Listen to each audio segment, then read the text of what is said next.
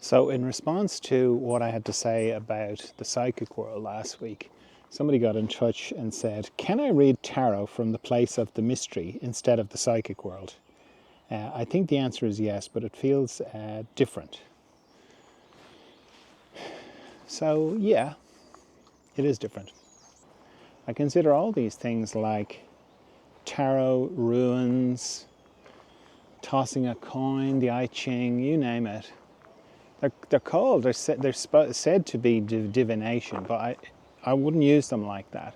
Like if you're trying to get some answer about your future, then you are going to tap into the psychic world.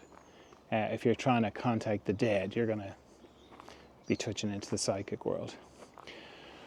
But if you're using it as an oracle, and what I mean by an oracle is it's a way of, you're a bit confused about something, you're not completely clear. So it's a way of giving yourself, your subconscious or the deeper parts of you, a little way of communicating with you that's not directly.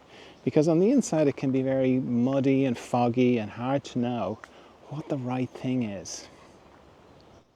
So if you use any kind of oracle for that, and you can, the simplest is tossing a coin. And it's not the tossing of the coin that, it's not like you do whatever the coin says, but when you toss the coin, it shows you how you really feel. So let's say you're going somewhere and you're at a crossroads, or you're at a fork in the road and you're like, should I go left?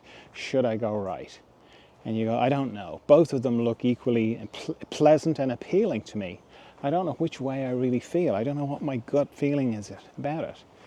So then you go, okay, I'll toss a coin. Heads, I go this way, I go to the left. Tails, I go to the right. Now, the point is not to go left or right whatever way the coin says. The point is to see how you feel when the coin's in the mid-air. Because you toss the coin and it comes down and then it goes heads. And let's say heads was to go left and you hear yourself going, oh, I kind of wants to go right. Well, then you know how you really feel about it. Or vice versa, if you go, great, I really wanted to go that way, then you know how you feel about it. So that's a really simple example of just tossing a coin. But you can apply that to the more complicated feedback you get from things like tarot or runes or the I Ching. Because different systems appeal to different people. For some people it's the I Ching, for other people it's runes, for some people it's tarot, and then it's even down to tarot decks, The most popular tarot deck is the Rider deck. A lot of people like it. I never really related to it that much. For myself, I like the Thoth deck, I think it's called, it's the one Aleister Crowley and Frida Harris put together. I just like the pictures, they kind of speak to me. But, that's me, and it's different for everybody. So the thing is, you kind of know when you're messing with the psychic world. You kind of know you're just like trying to get one over, or you're trying to bend the rules a bit. You just kind of feel it, and the results are never great.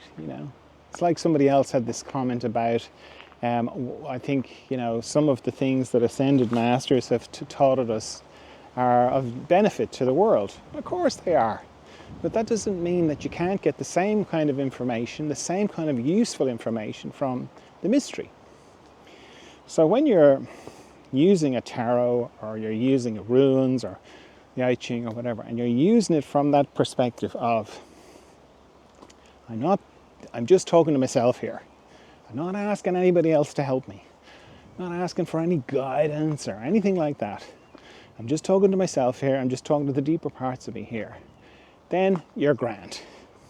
But if you're slightly opening yourself and kind of going, oh yeah, if anyone out there wants to give me some great advice, don't worry, there'll be a queue of